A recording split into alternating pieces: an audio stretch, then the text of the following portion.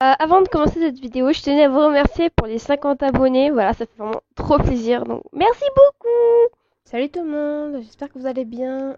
Et donc, on se retrouve dans une nouvelle vidéo Moonlight Lover avec Bélia.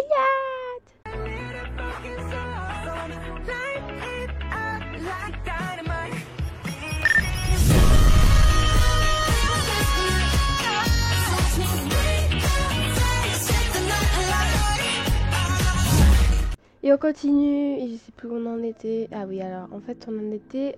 Le son déjà est hyper fort. J'espère que vous m'entendez bien. Normalement, il n'y a pas de souci. Bon. Alors, je disais. Donc là, on était avec Béat. Là, je sais plus où j'en suis en fait. Il me semble qu'on va bientôt avoir l'illustration. Donc je l'ai lu. Ah bah l'illustration on l'avait déjà, je crois. Bon, on est au chapitre 3. Ouais, je suis paumée là. D'accord, donc oui, si je me souviens bien, Béliette nous avait mordu dans la... Enfin, on jouait à... Que c'est là, il me dit merde. Ok, je crois que mon casque il était en train de rendre l'âme, j'étais là, non. Du coup je disais qu'en gros on jouait au chat et à la souris avec Béliate. Qui nous a attrapés, et du coup, bon, on a gagné. Et du coup, il nous a mordu. Voilà. Et là, on passe au chapitre 3. Plus de deux semaines s'étaient écoulées depuis mon arrivée au manoir. Je m'accoutumais à son rythme, à cette impression d'être suspendu dans le temps, à ses ombres et ses lumières nocturnes si particulières, et petit à petit à ses habitants. De nombreuses zones d'ombre demeuraient encore. Après l'épisode du jardin, j'étais restée obstinément enfermée pendant quelques jours, ne sortant que le jour et dormant la nuit. Ah ouais?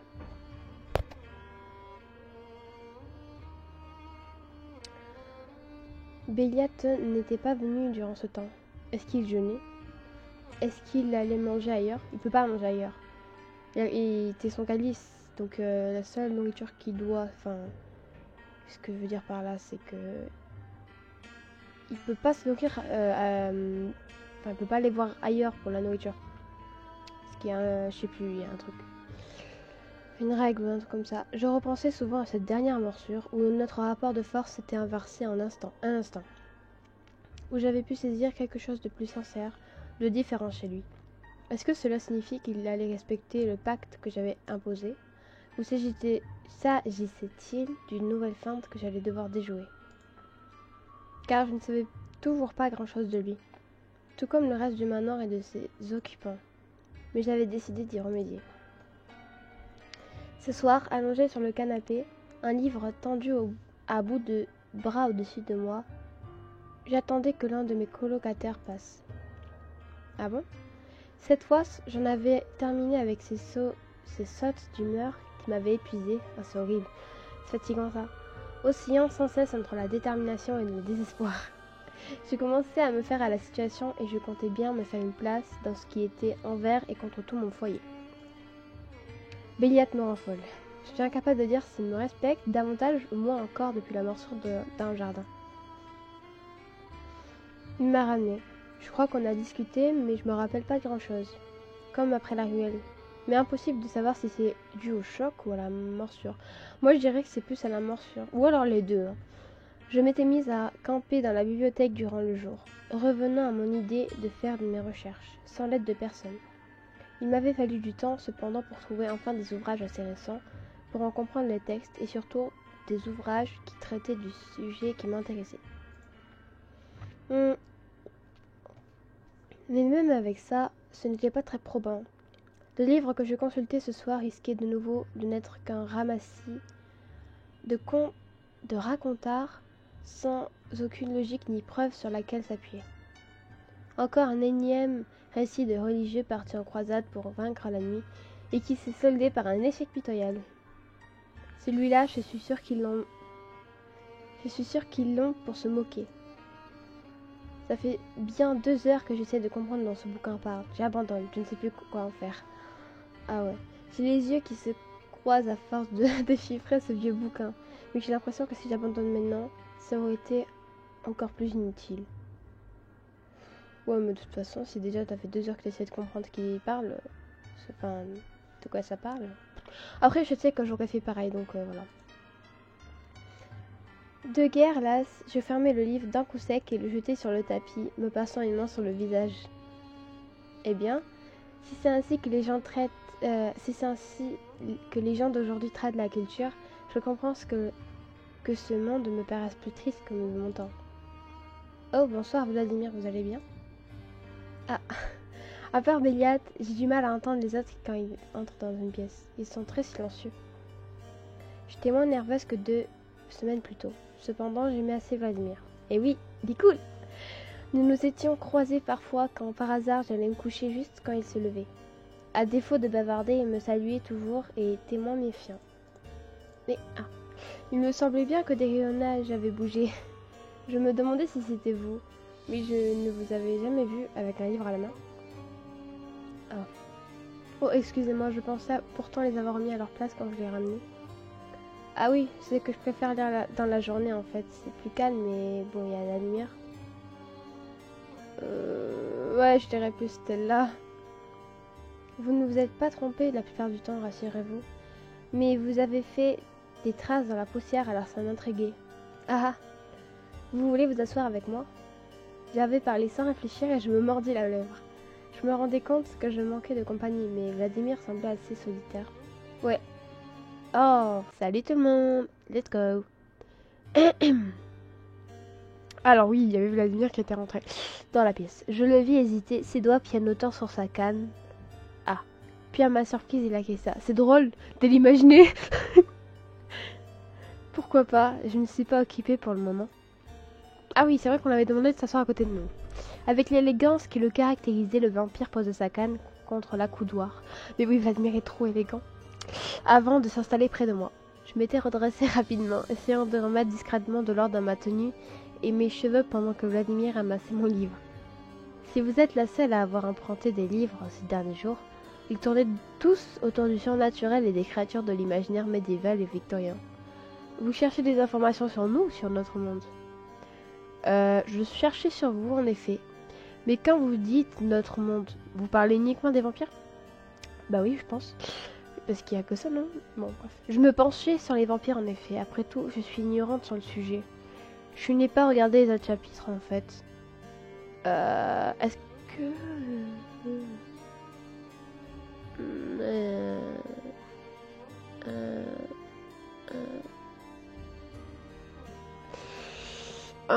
je sais pas, j'ai peur de le vexer, mais on verra. Vous pourriez pourtant y trouver des choses intéressantes. Ah ça va, je l'ai pas vexé. Maintenant que vous avez un pied de ce que... Bon, pardon. J'ai reçu un message. Maintenant que vous avez un pied de ce côté du manoir, du miroir, vous risquez... Pourquoi je mets à chaque fois là-bas? Vous risquez d'avoir quelques surprises. Est-ce que vous voulez dire qu'il existe vraiment d'autres races surnaturelles comme vous? Je ne suis pas assez vieux pour les avoir toutes croisées, mais il y en a pas mal en effet. Eh ben putain, on n'est pas sorti de l'auberge. Beaucoup ont disparu aussi avec les années et certaines ne vivent que dans certaines régions du globe désormais. Génial, comme si ça ne suffisait pas d'avoir encaissé l'existence des vampires.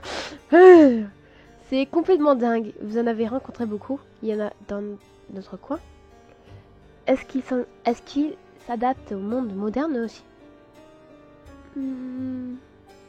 Ouais, j'avoue, en vrai. On pourrait vous dire qu'on est intéressé. Quel enthousiasme. Je m'attendais à vous voir un plus... Je m'attendais à vous voir plus réservé. Beaucoup de créatures surnaturelles ne sont pas urbaines et se cachent, en vérité. Même pour des humanoïdes comme nous, cela peut être risqué. Comme Raphaël et vous qui ne sortez pas, par exemple. Entre autres, oui. Et pour les autres, avouez que croiser un dragon serait problématique, par exemple. Ils existent! De ce que j'en sais, ils ont existé en tout cas, et il en restait un peu quand j'ai voyagé en Europe centrale il y a près d'un siècle. Oh, trop bien! Enfin non, mais je ne sais pas si c'est encore le cas. C'est dingue, mais comment se fait-il qu'ils ne sachent pas? Qu'ils ne se cachent pas, je pense qu'il y a une faute.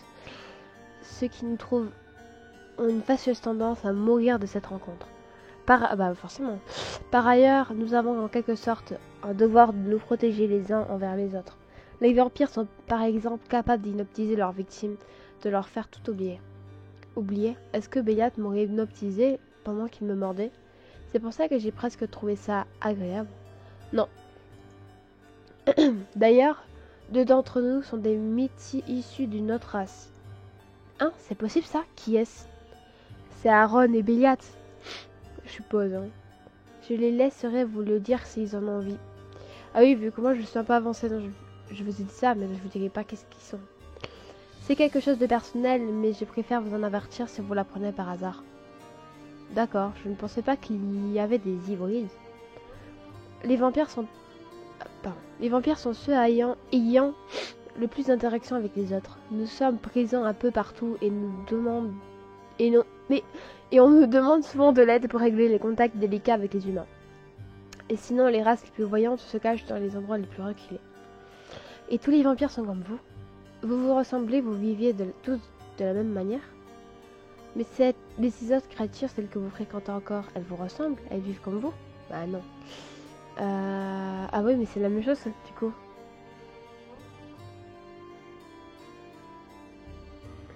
C'est-à-dire qu'il faut faire attention à ce qu'on dit. Tous les vampires sont comme vous. Vous vous ressemblez, vous vivez tous de la même manière. Mais ces autres créatures... Ah, ces autres créatures. Ouais, plutôt ça. Mais c'est juste la réponse. Non, beaucoup de vampires vivent très différemment de nous, à vrai dire. Oh, salut tout le monde. J'espère que vous allez bien. On se retrouve dans une nouvelle vidéo. Monday Rose avec Béliat. Donc, oui, d'accord. On parlait avec Vladimir, si je me souviens bien. Oui. Les races surnaturelles comptent souvent des membres âgés, ou qui ont été transformés depuis longtemps. Beaucoup d'entre eux ne souhaitent pas suivre les évolutions du monde et trouvent plus confortable de rester cachés. Pourtant, la plupart d'entre vous aiment sortir, même si le manoir est éloigné de la ville, non? C'est vrai, mais c'est simplement dans leur tempérament. La plupart de ceux de notre race se cachent du monde moderne et évitent de s'intégrer. Comme vous et Raphaël, en somme. En effet, je veux vivre comme j'en avais l'habitude et je ne tiens pas à m'adapter à cette époque. Elle ne me correspond pas, je suis plus à l'aise dans la mienne, même si elle a disparu depuis longtemps. Ça semble un sujet sensible. Je ne vais pas insister pour le moment. D'ailleurs, si je peux me permettre, vous n'avez rien de moderne ici. Je m'étais dit que je pourrais regarder des classiques pour mes recherches, comme le Dracula de Coppolo ou Entretien avec un vampire. Waouh! Mais je m'étais rendu compte qu'il y a quelques jours qu'il n'y avait pas d'appareil électronique dans le monde. Enfin, dans la maison. Moderne? Qu'est-ce que vous entendez par là? Il vous manque quelque chose? Eh mince, ce n'est pas intérêt à le vexer, ah ouais. Sauf que lui, tu le vexes facilement. Ce n'est pas que ça manque. Enfin, que ça me manque. Mais comme j'essaie d'approfondir mes connaissances, j'aurais bien aimé regarder des films, par exemple. Mais il n'y a pas de télévision ici. Non, ce n'est pas ça, c'est juste que si certains ici ont l'air assez contemporains. Vous, Raphaël, vous habillez comme à votre époque, par ailleurs. Par ailleurs, je ne vois pas non plus d'appareil électronique dans le manoir. Ouais. Ah, c'est pour une raison très pragmatique en réalité. Aucun de nous n'a une existence légale.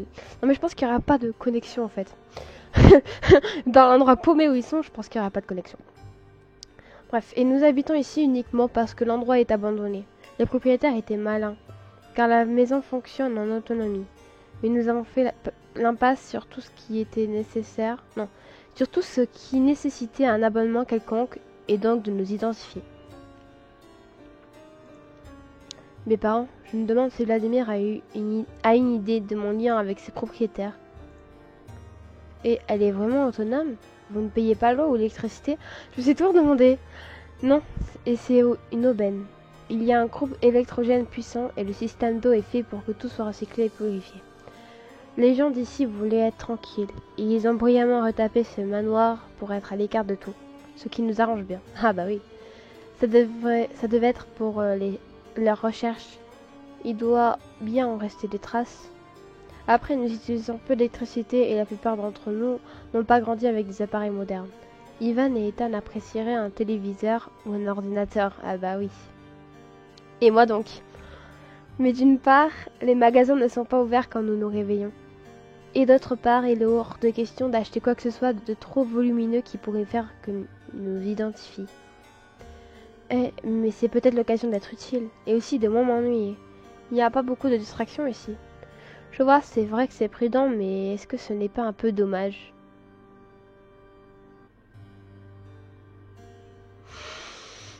Je vois pas ce qu'elle veut dire par l'occasion d'être utile. Ouais, on va voir, hein, je sais pas du tout ce que c'est. Enfin, ce qu'elle veut dire. Si ce n'est que ça, je pourrais peut-être m'en charger. Ça ferait plaisir aux autres aussi, non? Ah, nous avons fait 100 jusqu'à présent. Je pense que l'on continuera. Mais merci. Ah Vladimir a l'air assez frileux sur tout ce qui est moderne, dis donc. Mais c'est vrai qu'avec Raphaël, ils ont l'air plus attachés au passé que les autres. Bah... Je rangeais... Anaïs articule. Je rangeais ces informations dans un coin de mon esprit quand une autre question s'imposait à moi.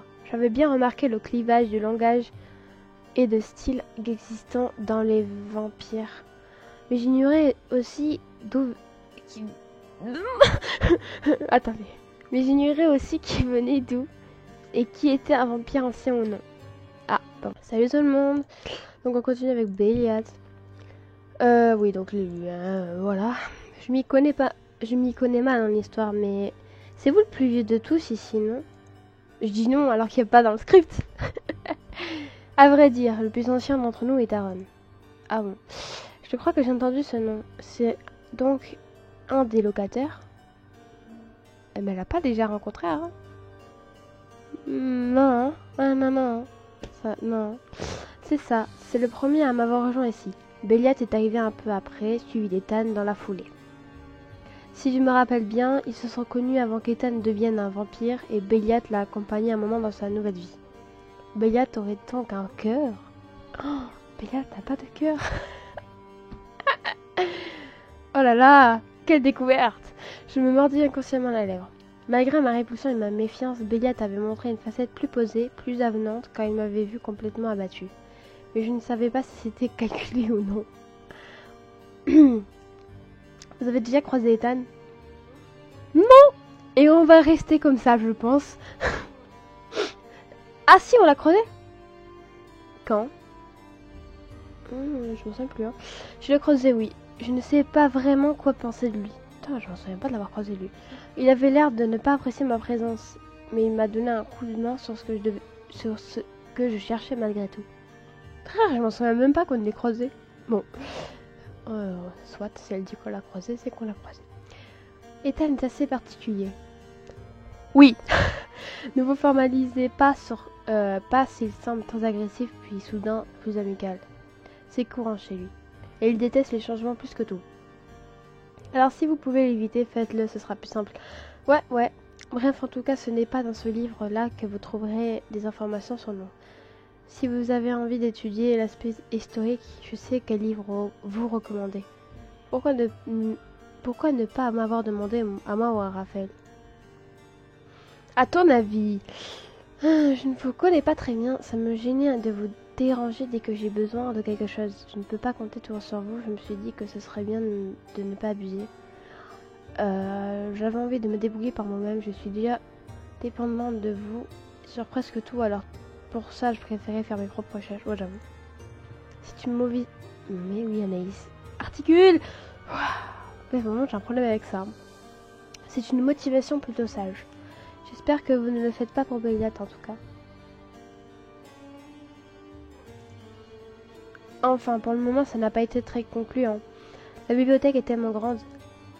Oui, elle était déjà bien fournie à notre arrivée et nous l'avons complétée au fur et à mesure. Il faut dire que la littérature vampirique ne nous intéresse pas beaucoup. Nous connaissons déjà bien le sujet. Normal. Vous êtes des vampires. Ah bon? Attendez, ce n'est pas vous qui avez acheté tous ces livres sur les vampires? Ah bah c'est tes parents sûrement.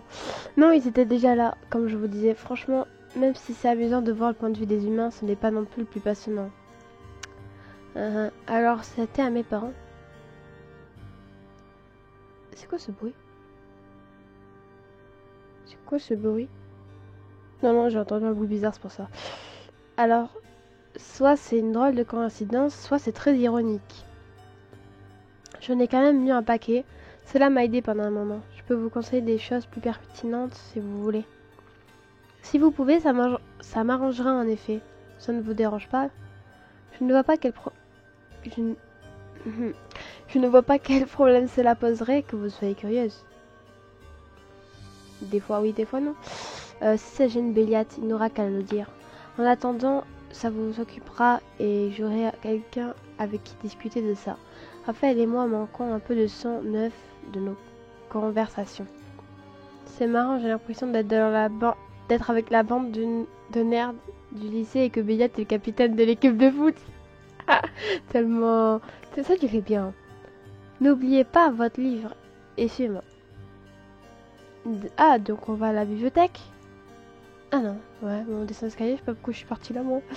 J'ai l'impression que je ne vous croiserai jamais tous en même temps. Comme je vous le disais, Béliat, Ethan et Aaron sont rarement dans le manoir.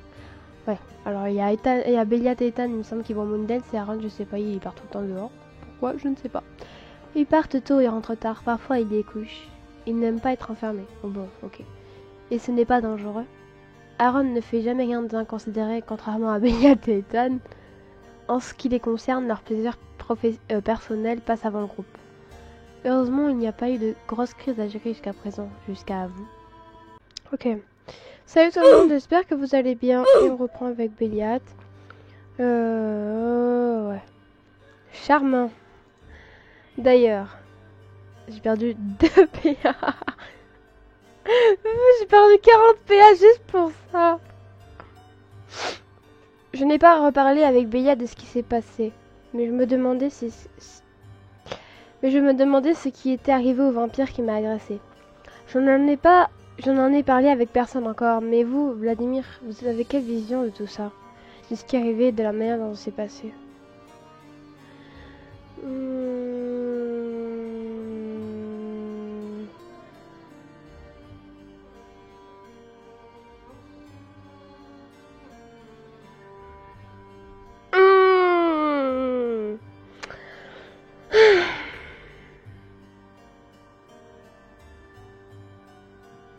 Je sais pas si ça fait quoi si je lui demande à Vladimir, mais en même temps, on est avec Vladimir, on peut parler de Béliat. Donc... Oh, je ne suis pas sûre d'être le mieux placé pour en parler. Je trouve quand même bizarre que personne ne m'ait rien dit là-dessus. Ce type a quand même failli me tuer. Enfin, en soi, il l'a fait d'ailleurs. Et je ne sais même pas si je risque de... Ma voix s'étrangla dans ma gorge. Je me figeai au beau milieu du hall, comme frappé par la foudre. Ah, les yeux fixés vers l'escalier où j'avais perçu du mouvement. Mes entrailles étaient devenues de la pierre et quelque chose de glacé coulait en moi, comme si j'étais passé sous une cascade et que l'eau ruisselait sur et dans mon corps. Raphaël se tenait en haut des escaliers, ok, Raphaël, et à ses côtés, les yeux creusés, injectés de sang et fixés sur moi, le vampire qui m'avait attaqué 2 semaines plus tôt. Ah! Aïe aïe aïe! Tension, tension! Aïe aïe aïe aïe aïe! Bonsoir Anaïs, bonsoir Vladimir. Bonsoir. Raphaël, je ne crois pas que ce soit le moment. Est-ce que tu peux me ramener Ivan en haut? Entendre Vladimir appeler si négligemment par son prénom ce type qui m'avait balancé par la fenêtre me rendit mes esprits. Wesh! C'est énervé là! Pas question, qu'est-ce que c'est que ce bordel? Pourquoi il est là? C'est chez lui, hein. Pourquoi est-ce que vous me traitez en ami? Anaïs, attends, je vais le ramener à sa chambre et nous pourrons discuter. Sa chambre? Attends, par contre, ça se fait pas. Sa chambre? Parce qu'il vit ici? Ou comment est-ce que vous avez osé le garder ici sans m'en parler? Ouais, c'est plus compliqué que ça. Si tu te calmes, nous pourrons répondre à tes questions. Des réponses, j'en voulais avant. Avant de me retrouver nez à nez avec ce taré. Non mais elle a eu quoi là? Ivan n'est ni un taré ni un meurtrier. Je fis volte-face, le cœur battant à 100 à l'heure, les poings serrés si fort que je sentis mes ongles entrer dans ma peau. Béliette venait d'ouvrir la porte du manoir et se tenait sur le seuil, accompagnée d'une silhouette que je n'identifiais pas encore. Son apparition provoqua une flambée de chaleur à mon ventre. Ça ira, Béliette, on s'en occupe, je te pensais absent pour toute la soirée. Je pensais sortir et j'ai senti que mon calice s'était réveillé de nuit pour une fois. Tu parles d'une raison pour écourter la soirée. Je t'ai dit que tu pouvais aller t'amuser sans moi, ce ne serait pas la première fois. Deux types qui sortent en club pour draguer, ce sont des séducteurs devant qui les nanas se pâment. Un gacelle, c'est un dalleux. J'avais l'impression d'assister à une scène totalement surréaliste. Avec mon duo de bibliothécaires planté dans le hall, mon agresseur figé entre les mains de Raphaël et les deux clubbers en train de se chamailler pour avoir écourté leur séance de drague. C'en était trop. Salut tout le monde, j'espère que vous allez bien et on se retrouve avec Béliette. Aïe, allez, c'est parti. Ah oui, d'accord, oui, parce qu'il y avait Ivan. Oh, on voit tous les vampires là. Bouclez-la tous. Attends, on a Vladimir et Raphaël, ils sont choqués, genre. Et là, bah après, il y a les autres qui sont énervés. Wesh, wesh, wesh. Et Ethan, ça me fait rire sa tête. Un silence stupéfait et total se fit. Toutes les perdus se braquèrent sur moi. Je sentis mon visage s'enflammer, mais je m'en moquais. Attends. Pourquoi est-il ici? Il a essayé de me tuer. Sans Béliette, il y serait parvenu. Je suis passée par une fenêtre et maintenant je sais qu'il voulait boire mon sang. En me pointant rageusement, le jeune homme de l'index croisait son regard et un frisson de terreur me parcourut. Dans ses yeux cernés et enfoncés dans leurs orbites, je lisais une espèce de désespoir et une faim démesurée. Je me reculai précipitamment. Et regardez, il le veut encore. Si Raphaël ne le retenait pas, je suis sûre qu'il ne te ferait rien. Des mains fermes se refermèrent sur mes bras et je sentis la chaleur d'un corps dans mon dos. Je basculai la tête en arrière. J'avais reculé jusqu'à Béliette qui me dominait et me fixait. Ses longs cheveux sombres nous encadraient tous les deux et frôlaient mes épaules et mes bras. Tu es un calice. Il est interdit aux autres vampires de boire ton sang, car tu es lié à moi. Se servir au sang d'un calice est un crime et je le ressentirai directement, tout comme je ressens la moindre des sensations quand je bois ton sang. Quand il boit mon sang, il sent tout ce que ça me fait, la douleur, l'adrénaline, la peur, le plaisir. Aïe. Ivan est cependant un cas particulier, comme tu le vois et comme tu en as malheureusement fait l'expérience. Ivan peine à contrôler sa soif de sang. Le dit Ivan n'avait d'ailleurs toujours pas décroché un mot, ce qui combiné au silence de l'assemblée rendait l'ambiance terriblement pesante. Oh. Et toi, est-ce que tu vas finir par parler au bout d'un moment? Ou tu as trop peur que je découvre que tout ça c'est du flanc? Tu attends juste une occasion de me sauter dessus.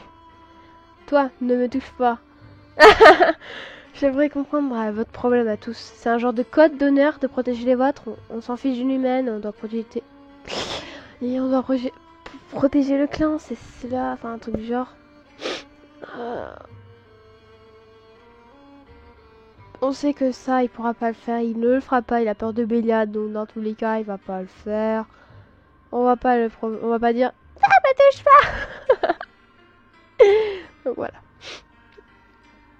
Elle est pas si niaise qu'elle en a l'air, la gamine. Et inutile d'en rajouter. Oh, c'est bon, t'es le premier à te plaindre que t'as peur qu'elle pique une crise le jour où elle croisera Ivan. Tu vois, t'avais raison. Et je vois à son grand regard que Papy Vladimir... Attendez, je relis cette phrase extrêmement drôle. Et je vois à son regard que Papy Vladimir désapprouve fortement ce que j'ai pu dire. Béliette me fait toujours autant rire quand il fait des surnoms à Vladimir. C'est très drôle. Bref. Béliette, ce n'est pas parce que tu as la capacité émotionnelle d'une cuillère à café qu'il en est de même pour tous. Anaïs a de quoi être choquée et en colère. Être hystérique ne va pas arranger nos affaires. Hystérique? J'ai un peu le droit de l'être après ce qui s'est passé. S'il vous plaît, arrêtez de vous disputer. Nous nous retournâmes d'un même élan vers l'escalier d'où se filaient de voix nous était parvenue. Raphaël s'y tenait toujours les mains posées en un geste protecteur sur les épaules du vampire. Je n'avais pas imaginé un timbre si hésitant, si bas. On aurait dit un animal battu qu'on avait traîné de force hors de sa cellule.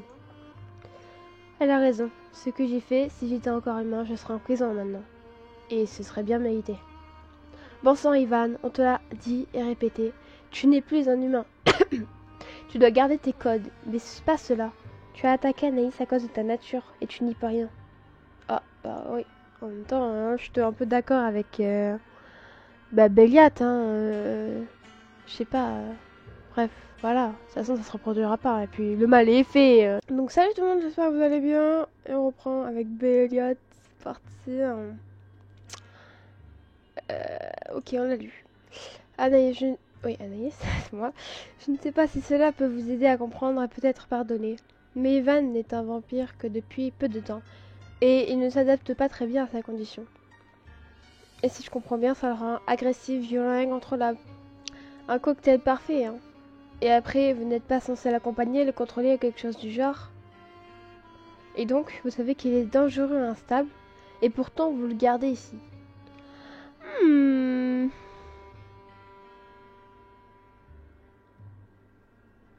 Ah, non, c'est mon réveil. Voilà. Je perds ça en même temps, moi je suis pas pour me disputer, hein, je m'en bats les couilles, mais bon là, vu que c'est fait comme ça l'histoire, j'ai pas envie de mettre ça, mais en même temps, ça et ça. Ouais, bon, c'est vrai ça. Et un prime, sa victime habite avec lui. Oh merde, je crois que vous l'avez énervé. Mais c'est pas moi! Je me demande ce qui pourrait bien encore arriver. Eh, relax, gamine. On est peut-être loyaux jusqu'à la bêtise, mais pas responsables. Enfin, sauf peut-être un peu notre ami chevelu ici présent. Arrête avec ça, si tu veux éviter d'attendre pour avoir la salle de bain. Lève-toi plus tôt. Et me priver de la joie de te voir te palmer sur toi-même à chaque fois, tu plaisantes. Quand vous aurez fini votre cirque, tous les deux. Ça va, du calme. Jouer les figures paternelles ne va pas aider Vladimir. Il y a un peu plus en jeu que de te faire bien voir et d'attribuer le beau rôle. Et c'est toi qui dis ça? Oui, parce que je sais qu'Ivan ne veut plus sortir de peur de croiser Anaïs et de l'affronter. Elle est la soif qu'elle lui inspire. Comment ça, peur de moi? C'est surtout moi qui dois avoir peur de lui. Si tu veux bien arrêter 2 minutes de nous rappeler ce qu'il a fait, je pourrais continuer. J'ouvris et refermai la bouche en colère, mais mouché par le temps froid de Béliat. Il n'y avait pas de jeu cette fois. Si. Il était vraiment sérieux. Arrête de brailler et écoute, s'il te plaît. Ivan n'est pas un animal affamé. Il est pour l'instant plus proche de toi que de nous. Et cela rend tout infiniment plus compliqué. Et je devrais juste me taire et accepter qu'il soit ici, tout près de moi? Bah oui. Lui ne se plaint pas de ta présence malgré la souffrance qu'elle lui apporte, il me semble. Il a peut-être provoqué cette situation, mais il la supporte encore moins bien que toi. Ce n'est pas lui qui a failli mourir et a été transformé en calice dans cette histoire. Peut-être pas. Lui est mort avant ta venue et doit maintenant subir une condition qui le dépasse et le terrifie. Le silence retomba. Avec le tranchant d'une lame... Ouais, avec le tranchement d'une lame. Je ne trouvais plus rien à dire cette fois, et plus personne n'osait dire quoi que ce soit. À part Béliat, forcément. Ivan, tu as raison de descendre. On n'en peut plus de te voir rester recroquevillé dans la chambre, à souffrir de la soif comme s'il s'agissait d'une petite pénitence. Tu l'as amené à Aaron, Raph. Oui, il chasse ce soir. Il sait gérer Ivan dans ces cas-là. Bien vu, emmène-le, ça ne peut que lui faire du bien. On en reparlera après une bonne nuit de chasse et tout le monde calmé. La faute à qui? Elle est peut-être mon calice, Vladimir, mais tu as l'air d'apprécier grandement de jouer la figure du gentil flic avec elle. Si tu veux vraiment passer pour le mec bien face au démon sans cœur, tu aurais aussi bien pu lui en parler. Oh. Ah ouais, là, c'est quand même une dispute.